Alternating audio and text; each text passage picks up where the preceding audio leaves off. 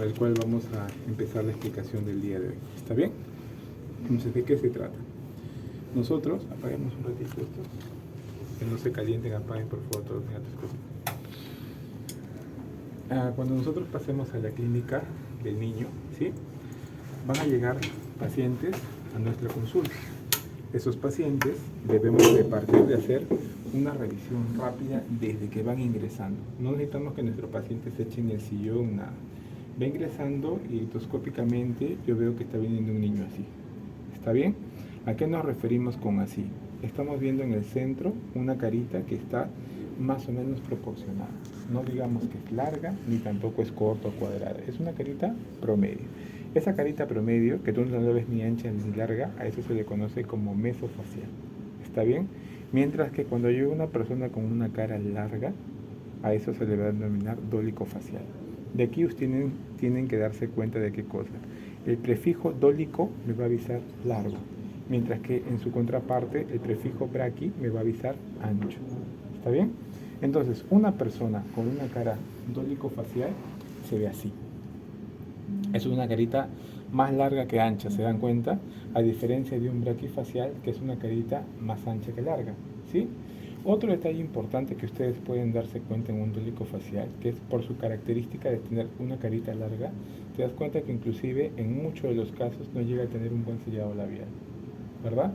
Mira, el mesofacial normalmente sella bien sus labios, el dólico-facial no sella adecuadamente sus labios, mientras que el braquifacial tiene hasta un excesivo sellado, un sellado fuerte, a diferencia de este. ¿Lo ves? ¿Y eso a qué se debe? Eso es algo que ustedes tienen que aprender a darse cuenta. Ustedes probablemente ya han hecho sus prácticas de oclusión, la toma de relación céntrica, por ejemplo, ¿no? Y habrán visto que a algunos rápido se les identifica el punto de contacto prematuro y otros no, ¿no? Y no hay cuándo tomarle el registro. A todos les salió menos a ti. Piña, ¿no? ¿Qué será? ¿Tu paciente no colabora, no te quiere ayudar, no te entiende que tú tienes que llevarlo? No. En muchos de los casos está pasando que tenemos patrones musculares distintos. Un tólico facial normalmente es una tonicidad baja, una hipotonicidad, es hasta laxa su musculatura. Por lo tanto, uno rápidamente lo puede reubicar, regular, sin mayor problema. Un meso es un intermedio, funciona bien, nos puede dar margen de trabajo. Pero un braquifacial es una musculatura potente, ¿está bien? Está acostumbrada a estar ahí. La cara es cuadrada justamente porque los masiteros son cuadrados, ¿no? Son fuertes, están hipertónicos. Entonces, esa hipertonicidad, además de estar en el grupo masticatorio, está también en el músculo perioral. Por eso es que nosotros vemos que hay un sellado labial inclusive excesivo. ¿Está bien? Entonces, cuando tú quieres hacer un procedimiento con este tipo de pacientes, muchas veces los dientes ni se mueven. Es muy difícil de hacer el movimiento. Y en su caso de ustedes hacer una desprogramación muscular también es difícil. ¿Por qué? Porque está frente a un hipertónico. ¿Está bien? Entonces, ustedes tienen que saber que no es capricho que te pidan identificar la forma de rostro, ¿no? Te piden la forma de rostro porque automáticamente eso ya te tiene que ir dando una idea de que algo más puede estar pasando, ¿sí? Estos tipos de rostros, por ejemplo, hay varios estudios que han demostrado que existe relación con la forma de la arcada, así como la forma del incisivo central, ¿no? O sea, nuestras formas de arcada y nuestras formas de incisivo central se van a parecer mucho en nuestras formas de cara. Es decir, si yo soy un mesofacial, probablemente mi arcada sea un ovoide y mi incisivo de igual manera sea como más trapezoidal. Mientras que si yo tengo una cara dólico-facial, probablemente mi arcada será más triangular y mis incisivos igual serán más triangulares y más alargados. Mientras que un braquifacial, siendo mi cara cuadrada, el maxilar probablemente también sea cuadrado y los dientes también serán como que más cuadradones. ¿Está bien? Más cuadraditos. Entonces, eso es lo siguiente. El material está en la fotocopiadora, ¿ya? Ustedes van y piden el material que dejó el doctor Hugo Luque, porque repito, es el material de él, y van a poder tener acceso a la copia, sea en original o en blanco y negro, ¿sí? Entonces, nos seguimos ubicando. Carita larga, arcada triangular. ¿Está bien? Entonces, eso ustedes tienen que darse cuenta. Cuando nosotros como docentes vemos que ingresa un paciente, yo ya sé más o menos lo que vas a tener que colocar tú en la historia, porque yo ya sé cómo viene este paciente.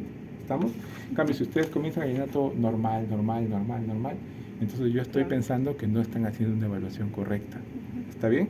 Porque te repito, un dólico facial viene, mira su arcada, ¿ves? Uno así y uno así, ¿cierto? Un triángulo prácticamente, ¿cierto? abierto hacia atrás y su carita, como te decía, larguita, ¿no? Y la incompetencia labial. Un mesofacial, una arcadita como más ovoide, ¿lo ves? Como que si tuviese más dientes se cerraría atrás, como un huevito, redondeadito adelante. Y un braquifacial siempre va a ser así.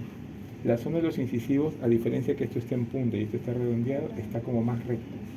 ¿Lo ves? Entonces la arcada siempre se va a ver más cuadrangular, se va a ver más trapezoidal. ¿Sí? Ahora, doctor, no entiendo. La clase no era de radiografías y clase 2 y clase 3. Sí, pero justamente ustedes van a ver que las radiografías tienen, ya les decía yo, ¿no? La limitante que siempre nos van a pedir, nos van a permitir evaluar en dos planos del espacio, ¿no? En este caso, la radiografía solo yo puedo ver anteroposterior y vertical. Yo no puedo hacer transversal. En este caso, ¿yo qué puedo hacer? Anteroposterior y transversal. Yo no puedo hacer vertical, ¿no es cierto? Porque la imagen no me está permitiendo en el caso de los sucursales. Y aquí, ¿yo qué puedo hacer? Puedo hacer superior e inferior, así como análisis transversal. Pero yo no puedo hacer adelante y atrás. No lo puedo hacer, ¿no es cierto? Es la limitación que tiene este examen auxiliar, ¿no? Nos ayuda con un dato sí, pero el dato no es completo, ¿no? Entonces, mira, ¿qué nos dice? ¿Qué dijimos? El dólico facial, ¿cómo es la carita? Larga. Larga. ¿Y el braquifacial, la carita es? Corta. Cuadrada. Ok, cuadrada, corta. Listo. Entonces, ambos tienen características funcionales y esqueletales contrarias. Por lo tanto, si aprendes uno, lo contrario es el otro. ¿Está bien? Así de simple. Podemos empezar acá con braquis o con dólicos, con cualquiera, ¿sí? Vamos a empezar, a ver, en todos hemos empezado con braquis, ahorita vamos a empezar con dólicos. Este de aquí, ¿sí? Entonces, mira, dólico facial. ¿Qué significa que una persona sea dólico facial? Significa que tiene su carita larga. ¿Por qué dijimos que la carita es larga? Porque probablemente, ¿sí?, tenga un patrón neuromuscular débil, ¿no? Hipotónico. Eso casi siempre lo vamos a encontrar. Fíjense que les digo casi siempre y no siempre, porque en biología la excepción es la regla, ¿no? Siempre puede aparecer una excepción, o sea, siempre, no. Pero esto es lo más frecuente, ¿está bien? Otro detalle importante que ustedes tienen que tener.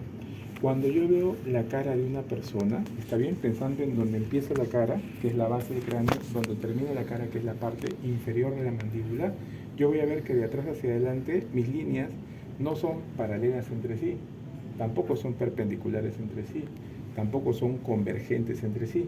Mis líneas son divergentes. ¿Está bien? Divergentes. ¿Estamos? Entonces, repito, desde donde empieza la cara hasta donde termina la cara hay una relación de normodivergencia entre estas dos líneas. Cuando veamos los análisis cefalométricos vamos a ver un poquito más de los valores. Pero en todo caso ustedes por ahora entiendan que cuando yo veo una cara promedio es una cara normodivergente. ¿Está bien? Y luego vamos a utilizar los prefijos hiper e hipo para cuando utilizamos un hiper, ¿qué significa? Más grande de lo normal, ¿no es cierto? Y un hipo disminuido a lo normal, ¿cierto? Entonces, en una cara dólico-facial, ¿cómo sería la divergencia? ¿Aumentada o disminuida para que sea larga? Aumentada, ¿no es cierto? Entonces, un dólico-facial va a ser hiperdivergente. ¿Está bien? ¿Y un braquifacial cómo sería? Hipodivergente, perfecto. Luego, ¿qué me dicen? Como normalmente mi cara en lugar de estar así, está así, ¿sí? ¿Qué va a pasar con mi altura facial anterior-inferior? Que es lo que están diciendo ahí. Probablemente va a estar aumentada, porque tiendo a tener mi carita más larga.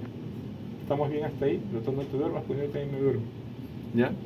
Y pensando en mordidas, cuando una persona no tiene fuerza, además de tener la incompetencia labial, hay muchas posibilidades de que haga una mordida abierta. ¿Está bien? Hay esa tendencia porque, te repito, los músculos no tienen esa tonicidad conservada para poder hacerlo. ¿Está bien? La esterilización de los molares está limitada, las arcadas ya dijimos normalmente son triangulares, ¿no? Puede ser parabólica, pero básicamente es triangular. Cuando nos hablan del reborde de guaya tiene que ver con el hueso que está alrededor, ¿sí? Como del soporte de las molares, ¿sí? Y acá sí voy a utilizarlo, ambos de comparación. Cuando yo tengo un braqui, todo es gordito, el hueso es gordito, así como el músculo es hipertónico, hasta la encía es gruesa. En cambio, cuando yo tengo un dólico, el huesito es delgado, la encía es delgada, ¿está bien? Así como los músculos son hipotónicos. ¿Estamos? Por lo tanto, si yo quisiera expandir dentariamente, es decir, mover solo los dientes y mover el hueso, es peligroso en un dólico. ¿Por qué es peligroso? Es peligroso porque hay poco huesito afuera, pues. Entonces yo muevo rápido y la raíz podría salirse del hueso. Eso es lo que te está diciendo acá, ¿no? Que la expansión dentaria es limitada. ¿Qué es más frecuente? La expansión esquelética. O sea, que si tú ves que el maxilar está muy estrecho y lo quieres expandir, expándelo, pero con todo y hueso, ¿sí? Entonces uno escoge aparatos distintos, ¿no? Si yo quiero mover con todo el hueso, así solo quiero mover dientes. A eso se refiere esta aclaración. Mientras que en un braquifacial, tú sí puedes hacer solo expansión dentaria. ¿Por qué? Porque yo estoy sacando el diente un poquito más afuera, pero todavía está dentro del hueso, porque su hueso es anchito. ¿Se entiende? A eso se refiere con que tienes un reborde de Wallace adecuado. ¿Está bien? Entonces siempre piensen, para completar la idea, un braqui permítanme el término, como que más grueso, ¿no? ¿Qué es más grueso? No solo la cara se ve más ancha, sino que es más grueso el músculo, por lo tanto es más fuerte. Más grueso, ¿qué cosa? El soporte óseo, el reborde Wallace, por lo tanto hay más espacio para moverse. Es también más grueso, ¿qué cosa? La encía, ¿no? El tejido gingival. Por eso te permite un mayor juego. ¿Lo ves? Biotipo gingival grueso. Mientras que en un dólico, ¿qué está pasando? Como todo es delgadito, todo es más finito. El reborde es más delgado. ¿Lo ves? Es más delgado. Por lo tanto, ¿ves? Reborde Wallace disminuido. Por lo tanto, la expansión dentaria es limitada. Poco puedo mover solo el dientecito. Si yo voy a mover, tiene que ser con todo el hueso. ¿Por qué? Porque además encima el biotipo gingival es delgado, muy delgadito. ¿Sí? Entonces, en esos extremos se mueven estos dos biotipos. O sea, no es solo el detalle de la cara, sino que es el todo, ¿no? Con todos esos huesitos está pasando eso. Ahora imagínate, a ustedes también les habrán dicho, ¿no? Y acá quiero un poco ese sentido común. El niño hay que tener cuidado que no se chupe el dedo porque se le puede abrir la mordida, ¿cierto? Sí. No debe ser mucho chupón porque se le puede deformar la mordida, ¿verdad? Hay que tener cuidado que no tenga problemas respiratorios porque se le puede deformar la mordida. Ahora, mira, imagínate, yo soy dólico facial, tengo cara larga, me chupo el dedo, ¿se me deformará la cara, sí o no? Pensando en la resistencia que van a hacer mis músculos, ¿se me deformará, sí o no? Sí, muy fácil porque no va a haber nada que se oponga para que se deforme. ¿Está bien? En cambio, yo soy un braqui, me chupo el dedo, ¿se va a deformar eso, sí o no? Probablemente no. Y a eso es a lo que se refiere cuando te dice, ¿no? Hábitos parafuncionales se expresan menos en un braqui, mientras que en el dólico se expresan más. ¿Sí? Por eso es que a veces cuando viene una mamá y tú le dices, no señora, no, que no se chupe el dedo, por favor, mire, que no se chupe el dedo porque el maxilar se le va a deformar. A veces la mamá viene y te escuela y te dice, ay, por favor, doctorita, te dice, ¿no? Mis hijos, todo les hecho para que no lloren, todos se chupan el dedo. Y chupándose el dedo es la única forma de que duerman. Así que usted no me va a decir, mire, todos estos están, ninguno tiene su mordida abierta, ni todo lo que usted me está explicando que se ha deformado. Jamás ninguno de mis hijos va a tener ese problema y todos han usado chupón hasta tal edad, biberón hasta tal edad y se han chupado el dedo para que no me molesten, para que me estén durmiendo. Te dice la mamá, ¿no? Eso puede ser, sí puede ser. ¿Y en qué caso sí va a ser el braquifacial? El braquifacial de manera natural, sus músculos lo defienden de todos esos problemas funcionales, ¿no? Tiene un problema de respiración, ¿no? Todo el tiempo es alérgico, ya está, pero su cara se mantiene porque el patrón muscular lo defiende. Tiene un problema de respiración, el dólico facial, te fregaste, la narina se estrecha, el maxilar más profundo, más estrecho, se encorva, se joroba, se pie plano, se cae, todo le pasa. ¿Por qué? Porque el biotipo facial es un determinante, ¿sí? Es un determinante en ese sentido. ¿Estamos de acuerdo? Y a eso es a lo que se refiere en este caso, ¿no? Las características que le están poniendo. Favorece a un clase 2 durante el crecimiento activo ser un braqui, sí, mientras que para el dólico no, desfavorece una clase 3, mientras que para el otro no. ¿Estamos? Entonces, este es el análisis comparativo que les han presentado para que se vayan haciendo una idea. Hay una tabla de resumen también que viene ahí. Y esto que se parece un poquito más a lo que estamos haciendo ahora nosotros, tiene que ver con una evaluación de perfil, ¿no? Ustedes saben que de manera natural todos debemos de tener un perfil más o menos recto, ¿no? Una ligera convexidad, o sea, un poquito redondeaditas atrás, pero más o menos recto.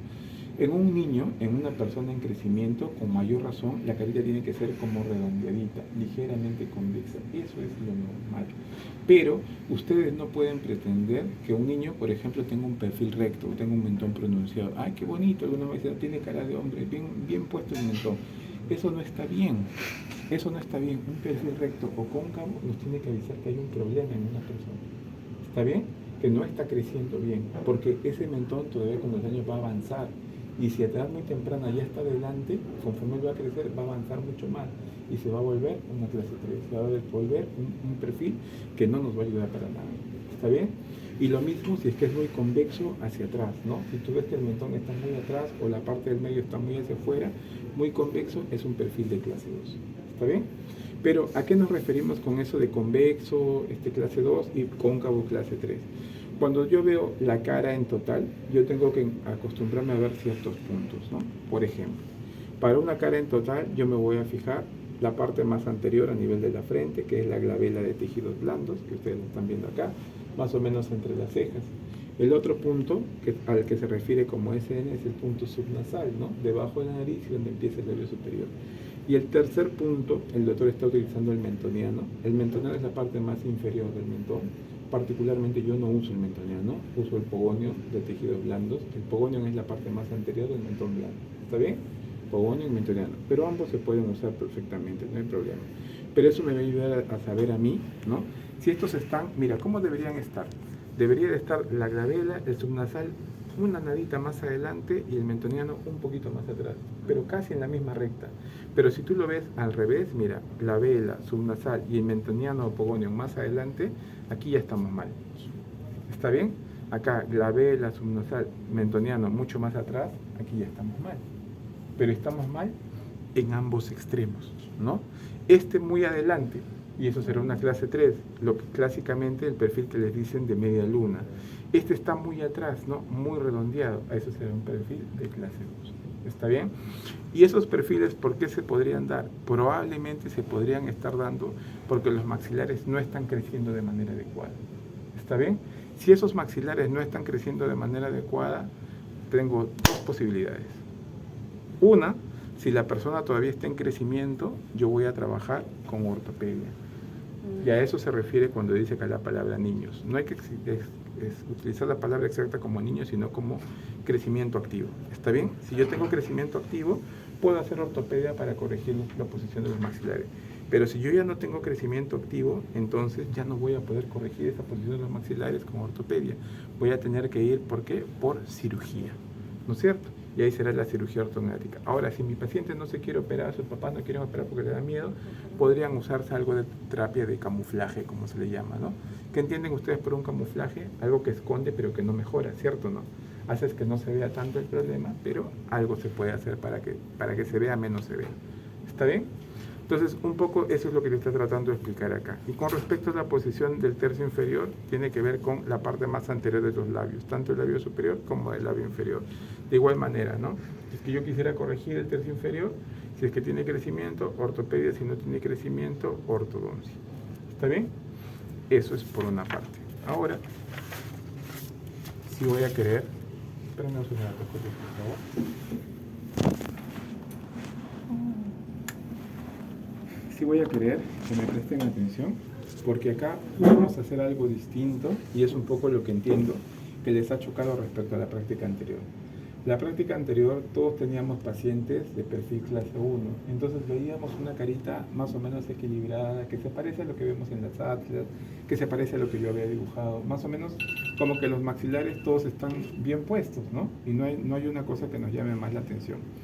Sin embargo, para el día de hoy, nosotros estamos viendo que hay personas que, siendo pequeñitos, han tenido este desbalance, ¿no?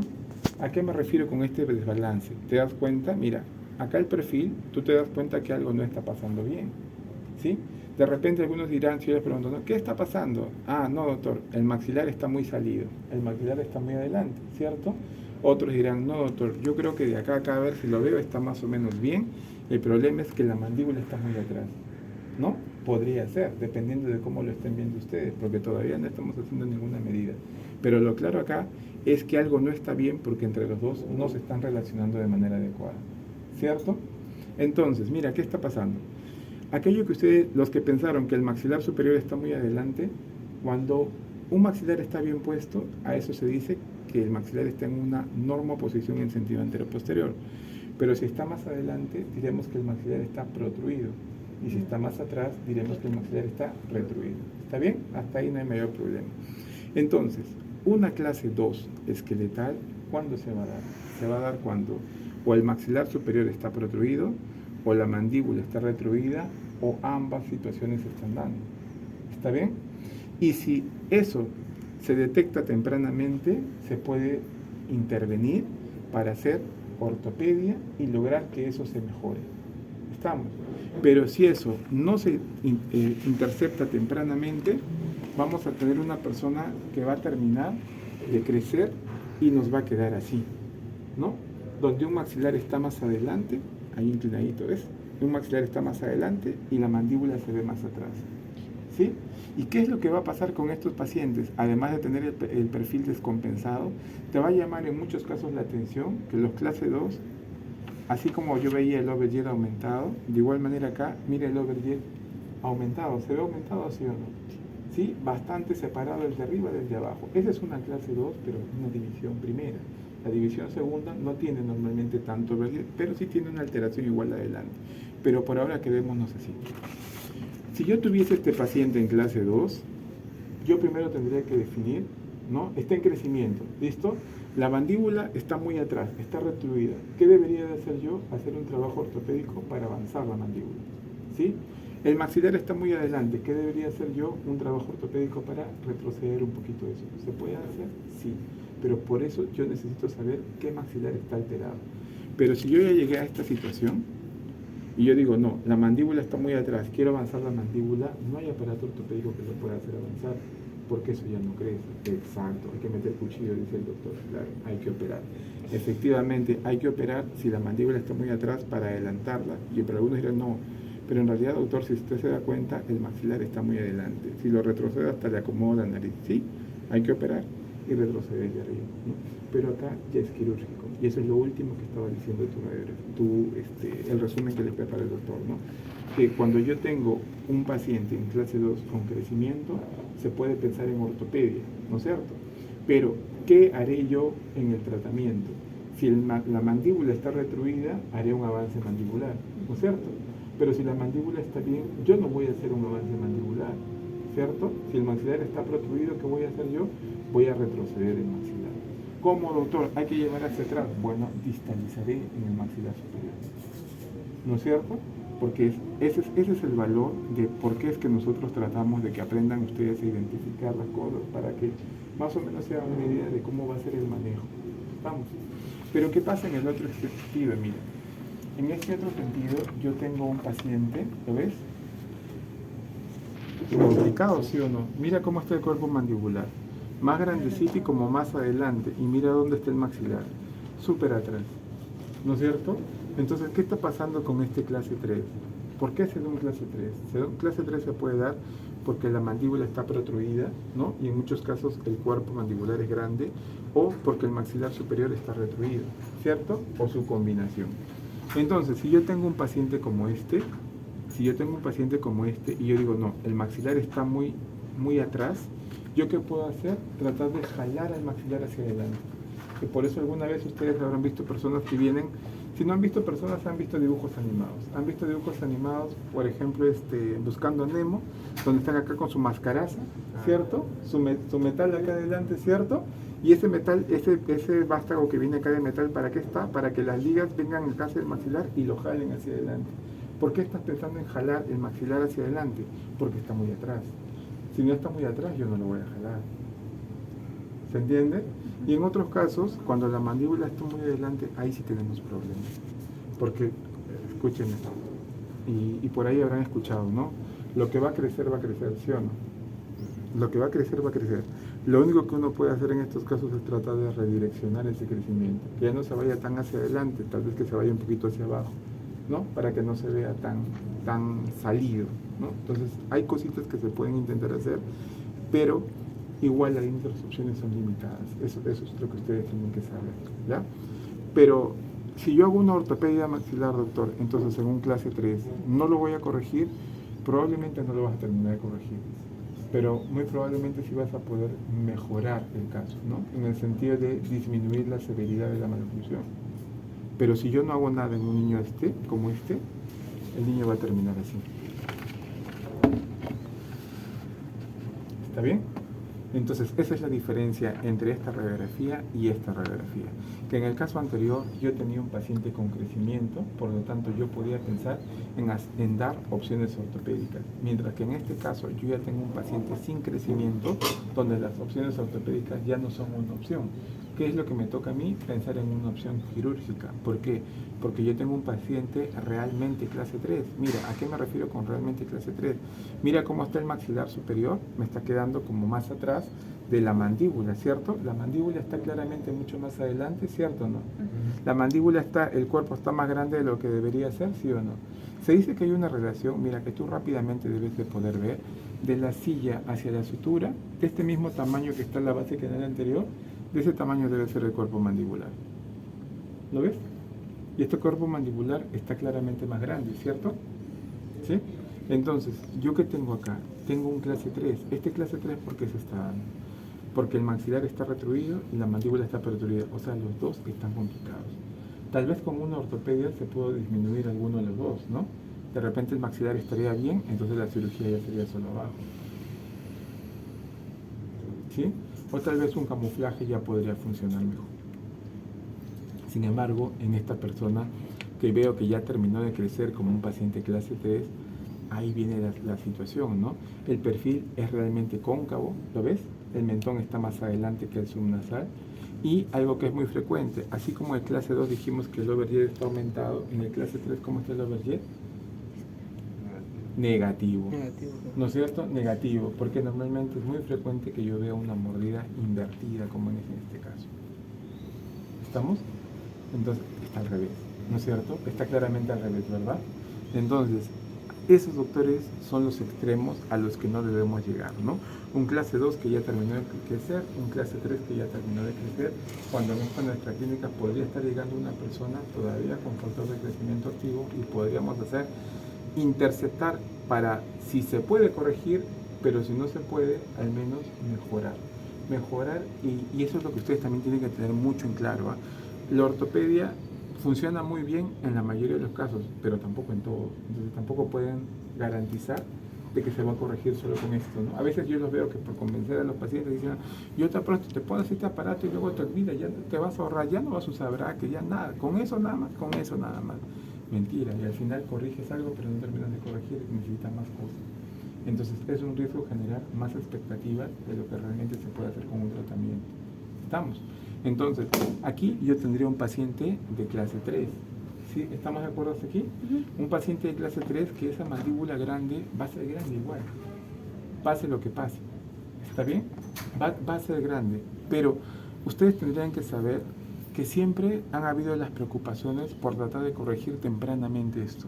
A veces no necesariamente la ortopedia es llenarnos de alambres y de cositas. A veces es utilizar otros factores. Por ejemplo, hay algunas escuelas de ortodoncia que recomiendan que cuando yo tengo un paciente chiquitito así como este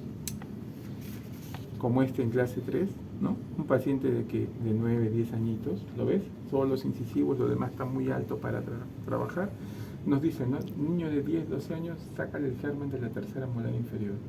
Y uno diría, ¿no? Cuando programan a esos niños para cirugía, está programado para 11, 12 años sacar la muela del juicio. Qué abusivo, ¿no? Tan chiquitos, y la muela del juicio es de 18 años, hay que esperar que le crezca, que le forme, ¿no? Y no, ¿por qué están haciendo eso? Eso es lo que tienen que entender. ¿Por qué están haciendo eso? Porque es reconocido, sí, que con la muela del juicio, con la tercera molar inferior, se forma la tuberosidad lingual. Y la tuberosidad lingual, el balcón de la tercera inferior, como lo encuentran en los libros, ¿sí? Es un centro de crecimiento importante también de avance mandibular. Por lo tanto, ellos ¿qué consideran, no? Que si yo saco una tercera molar, ya no voy a tener este centro de crecimiento, por lo tanto no voy a tener tanto desarrollo en la parte posterior de la mandíbula, ¿no es cierto? Y además, mira, hay que recordar cómo se forman los dientes, ¿no? Mira cómo se forman los dientes, mira dónde está el germen, paciente chiquitito. Está, mira, con relación a la encía, está súper alto. ¿Lo ves? Mira dónde está la encía y mira dónde está el germen de la superior. Y en realidad, yo sí he tenido la oportunidad de participar de varias germenectomías, cortan, limpian un poquito y el germen está ahí. No es ni traumático, pero uno no se imagina, pues, ¿no? A su hijo exponerlo tan temprano en una cirugía como esta. Mira, a la clase 2 nunca le haríamos, ¿no? Pero igual, pensando que esa fuese una opción, mira dónde está el germen y mira dónde está la tabla ósea. ¿Lo ves? no es algo muy cruento de hacer. ¿Estamos? Por ello es que, les repito, hay escuelas, y a ustedes no les debería sorprender, que mandan a sacar el examen de tercera molar como protocolo para este manejo de clases 3 esqueletales, ¿no? En esa lógica de hacer que la mandíbula crezca menos. Doctor, y en algo similar se hace en la clase 2, algunos sí dicen que como los dientes de arriba están muy salidos, ¿no? Y la base ósea finalmente está más atrás, podría trabajarse temas de distalización. ¿Y cómo sería distalización? Se sacaría la segunda molar permanente para la primera llevarla más atrás y traer todo más atrás. ¿Se entiende? Pero hay otros, ¿no? Igual en el extremo. Pero ¿cómo le vas a sacar una molar permanente, sí o no?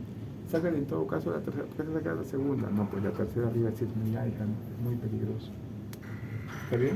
Entonces, por eso es que a ustedes no les debe de sorprender que personas, colegas que manejan mucho paciente jovencito para un maxilar superior muy protruso, indiquen, ¿no? Distalización de primeras molares, y para ello, o sea, distalizar es llevar hacia atrás, ¿no es cierto? ¿Cómo voy a llevar hacia atrás si está lleno de dientes? Entonces, ¿qué indica? Extraer la segunda molar, ¿no? Sacar la segunda para llevar atrás y que lleva todo para atrás, entonces todo se acomoda más atrás.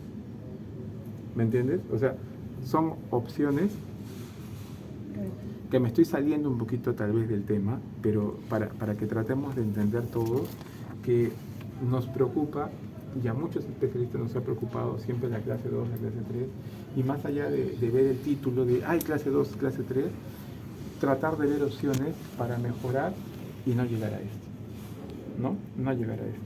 Ahora, un detalle particular que tiene las definiciones de la clase 3, se lo quisiera también explicar, y creo que de esta forma me lo van a entender mejor. ¿Ustedes habrán visto alguna vez una persona mayor que use prótesis totales?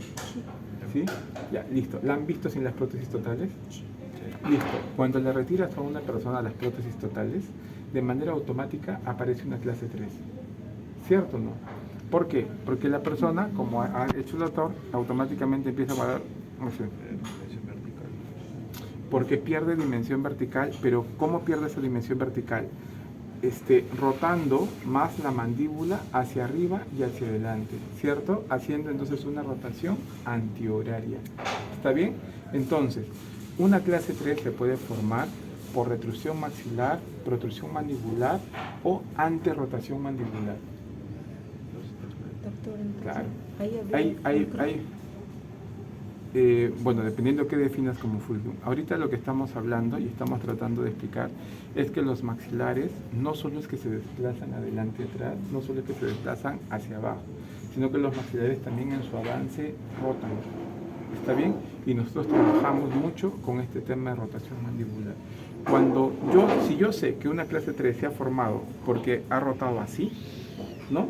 Entonces, una opción de tratamiento sería derrotarlo así. ¿Cierto?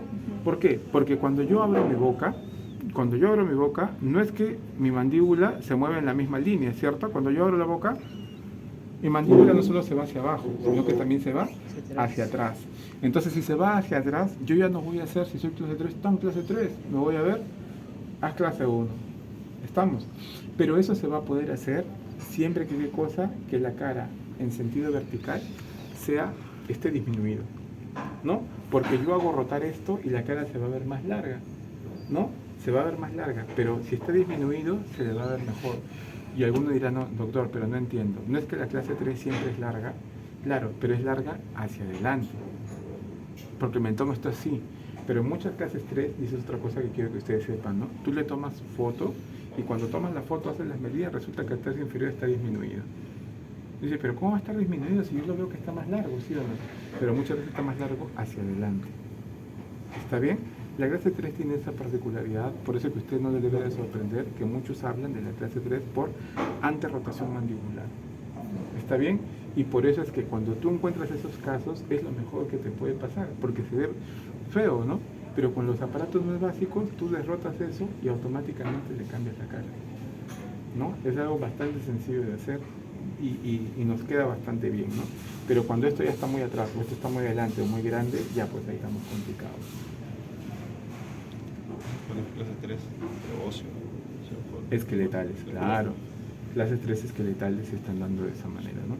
Ahora, hay muchas clases 3, que eso es otra cosa, ¿no? hay que ver el límite de la clase 3, el límite de la clase 2. Por ejemplo, las clases 2 en general no funcionan mal. Son personas hasta bonitas, se ven graciositas, qué sé yo, ¿no? El común de la Miss Universos son clase 2, ¿sí o no? Los últimos 10 años, de 10, 8 son clase 2. ¿Sí? Y porque es así. Es más, nosotros estuvimos peleando, no, que Janine Maceta debió ser Miss Universo y todo lo demás. ¿Qué cosa es? Una clase 2 con sonrisa gingival, ¿sí o no? Esa es su característica. ¿Y qué se ha hecho?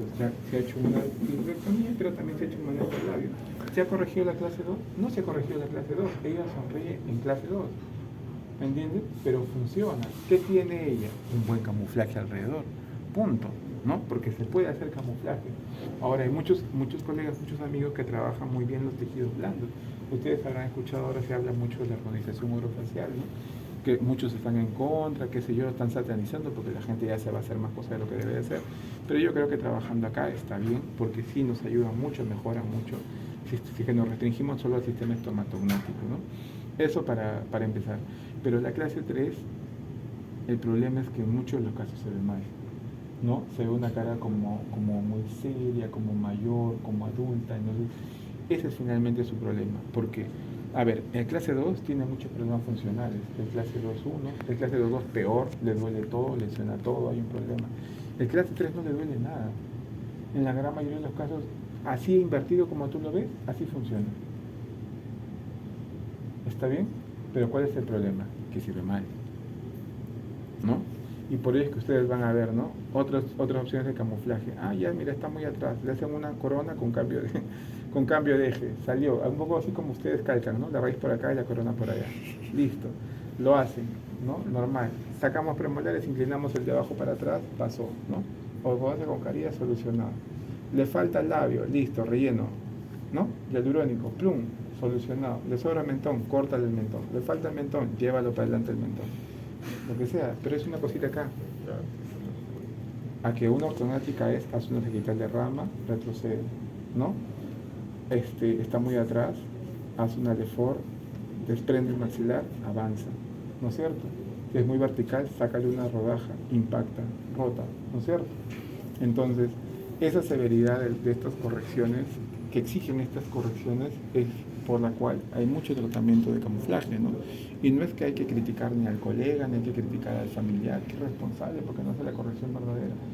No es tan sencillo, no es tan alegre decir, ¿no? Que operen a mi hija en su maxilar, el maxilar es la cara, ¿cierto? ¿No? Ahora, en muchos de los casos, ¿qué se reporta? ¿No?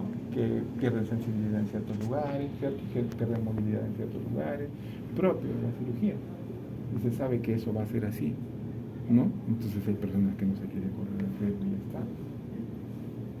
Y se pueden hacer, cada vez tenemos mejores opciones de camuflaje. ¿Estamos?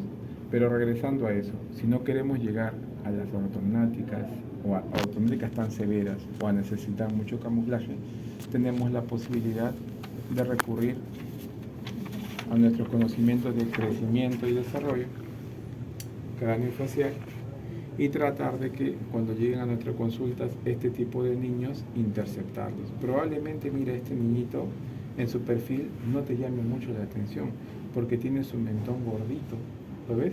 Pero su radiografía sí me avisa mucho más de la severidad del caso. ¿Estamos? Y eso es otra cosa. El espesor de los tejidos blandos, mira, no es lo mismo en las personas. A veces mucho el espesor de tejidos blandos también nos ayuda a nosotros a disimular. Y de ahí también que ustedes ven, ¿no? Los plásticos se ven esto y es un adulto, no hay problema, le pone un silicón de mentón y solucionado.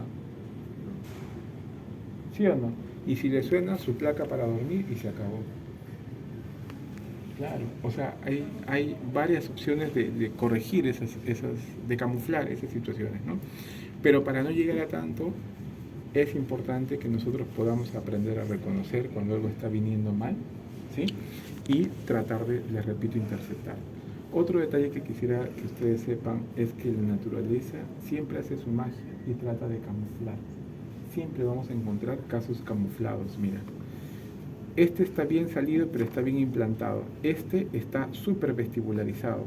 ¿Para qué? Para que no sea tan grande el overjet. Pero si este diente estuviese con la inclinación que debería de tener, el overjet estaría peor. ¿no es cierto? Miren el caso superior, en la clase 3 lo mismo. Este diente, el inferior, está bien con su huesito, el superior no. Mira cómo está el hueso, mira cómo está el incisivo. Está súper vestibularizado, ¿sí o no? Si yo corrijo esa vestibularización y lo pongo así, en realidad la clase 3 está peor. ¿Sí me entienden lo que les estoy comentando? ¿Sí? Entonces, esos detalles son los que esperaríamos que ustedes de a poquitos vayan aprendiendo a reconocer en su radiografía. ¿Está bien? Entonces, terminen de hacer su cálculo de reconocimiento en sus pacientes clase 2, clase 3, lo que les haya tocado. Comparen con lo que hicieron la vez pasada de clase 1 y una vez que esté bien, consérvenlos por favor, porque sobre esos trazados, luego cuando empiecen la clase de cefalometría, vamos a hacer nuestros trabajos. ¿Listo? ¿Alguna consulta, alguna duda hasta aquí? Doctor, ¿y cómo sé, por ejemplo, en esta clase 3, cómo sé cuál es el que está mal? Ah, ya, para eso vamos a hacer análisis cefalométricos. En los análisis cefalométricos vamos a aprender a hacer específicos del maxilar, específicos de la mandíbula, y ahí tú vas a ver cuál es el que está mal. Por eso, en estas primeras sesiones, la intención no es que detecten cuál está mal. La intención es que se aprendan a entrenar su ojo para ver que algo está dándose de manera desproporcionada en ambos casos, ¿sí? Y que cuando está equilibrado es un 1, y cuando tú ves el de abajo más atrás que el de arriba es un 2, mientras que cuando tú ves una mordida al revés de lo que tú sabes cómo tiene que ser, es una clase 3. ¿Está bien? Específicamente en cuál de ellos está mal y qué tanto está mal, va a ser objeto de la clase de cefalometría. ¿Listo? ¿Alguna otra consulta? También veremos eso porque se dijo que en la clase 1, por ejemplo, estaban bien el esqueleto, ¿no? Pero no estaban bien los dientes como tal. Entonces, pero dijo que no siempre era así, que solamente los dientes estaban mal. Entonces, me supongo, ¿no?, que por el hecho de que están mal, también se podrían ver así, como que aparentar de ser un clase 2 o un clase 3. Hay clases 1 que parecen clase 2 y que parecen clase 3, sí. Sí, y que es el clase 1 no es regla, doctor. El clase 1 puede ser como sea, abierto, profundo, que parezca 2, que parezca 3, que diente más salido, que diente más adelante, no hay problema. Pero cuando tú detectas que es un clase 1, que sus huesitos están bien, ya todo es manejo dentario nada más. Ahí aplicaría la ortodoncia, ¿no? Sí. O sea, puede ser Exacto. clase 1, pero con dientes en clase 2 y clase 3. Claro, yo puedo tener todo exacto. Mira, ustedes, ahorita hemos conversado de la fotito de perfil y hemos dicho que puede tener una carita clase 1, clase 2, clase 3. Ahora que estamos viendo los huesitos, también estamos viendo que ahí va a haber patrón clase 1, clase 2, clase 3. Cuando veamos las molares, ustedes ya les han enseñado qué relación molar 1, 2 y 3, ¿no es cierto? Esa es la relación molar nada más, la de Angle, ¿no es cierto? Que uno esperaría que como está la molar, esté el hueso, y como está el hueso, esté la cara, ¿cierto? O sea, todo debería ser 1, todo debe ser 2, todo debe ser 3 en nuestra lógica, ¿no es cierto? Pero ¿qué pasa? Que la biología no conoce de lógica. Tú vas a encontrar pacientes que un lado tenga relación molar 1, el otro lado tenga 2, que su carita sea 3, ¿no? Y que sus huesos sean 1. Todas esas combinaciones no van a poder aparecer. Y esa es la razón por la cual, mira, si todo fuese relación molar, ¿para qué haríamos los demás? Claro, ¿no? Si ya sé que esto es 1, ya todo es 1. No tiene sentido, ¿no? Ya sería ocioso, morboso estar 1 de verdad, todo es 1. 2 de verdad, uy, todo es 2. No. Y también tenemos que tener claro eso. Yo puedo tener clases 3 dentarias, ¿sí? Pero que esqueletalmente es 1. Eso no hay problema, lo manejo. ¿Está bien?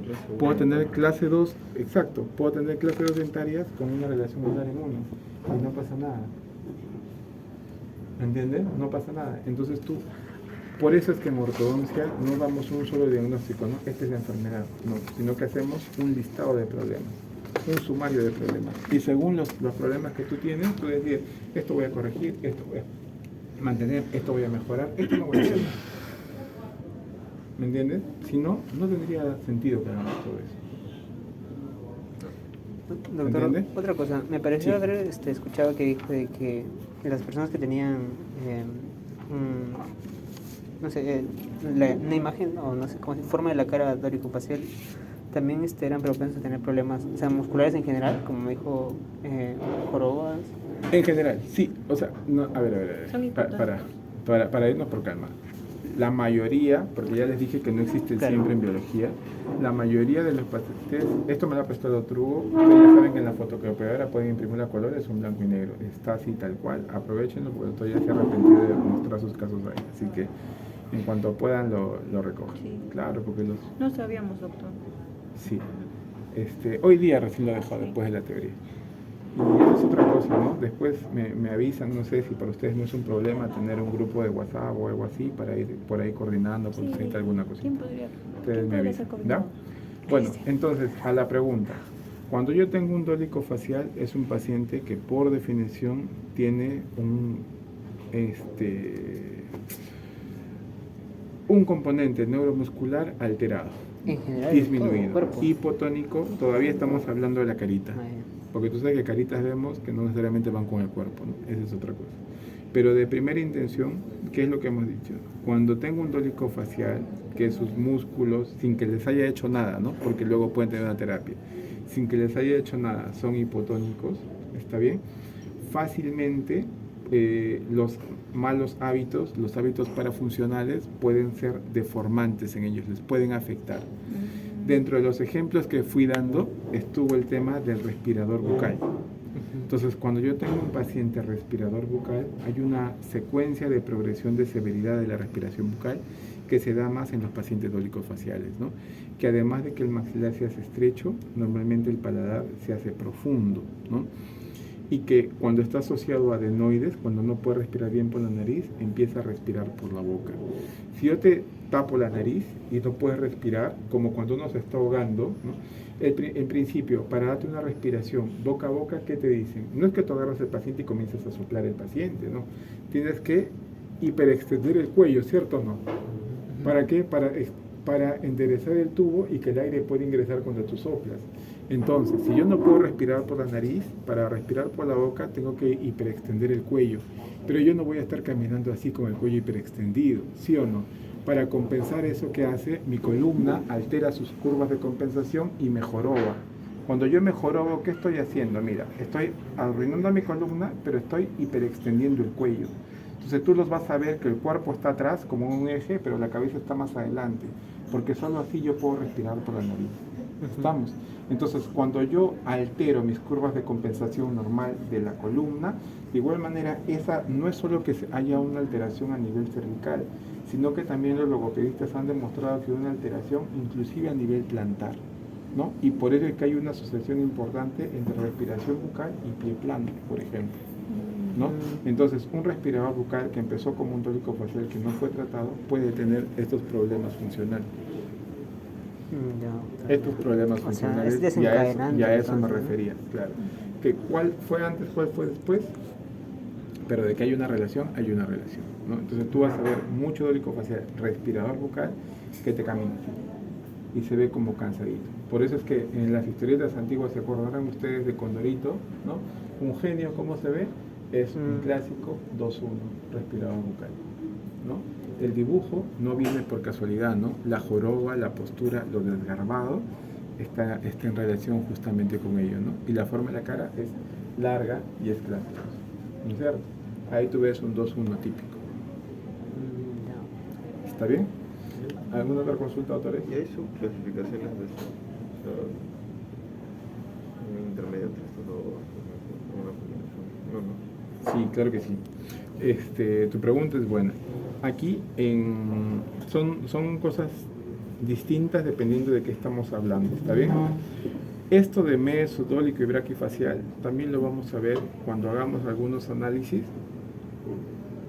en radiografía lateral, y nosotros vamos a ver que hay medidas que nos hablan de mesos faciales, dólicos faciales suaves y dólicos faciales, ¿no? Como hay y dólicos severos. Y van a haber braquis suaves y braquis severos, ¿no? Eso ya esqueletalmente hablando, ¿está bien? Como patrón. Cuando nosotros hablamos ya en forma de cara, hay estos tres extremos nada más. Pero la forma como forma, ustedes habrán escuchado, ¿no? Que ya no es solo la ovoide, la triangular y la cuadrada, sino que también hay la elíptica, la cuadrada triangular, la trapezoide, ¿verdad? Entonces acá sí hay una gama mayor, ¿no? De formas de cara, vamos a decirlo así.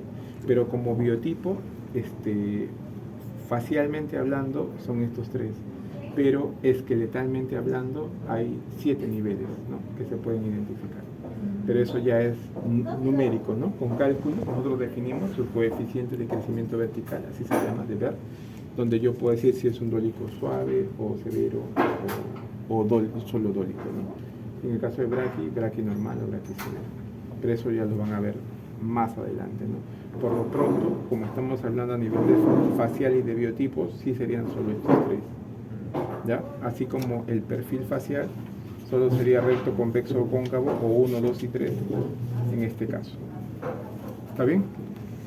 ¿Alguna otra consulta, duda, pregunta? ¿Está todo bien? Listo, doctores. Entonces, terminen de hacer sus cálculos, por favor, para poder revisarles.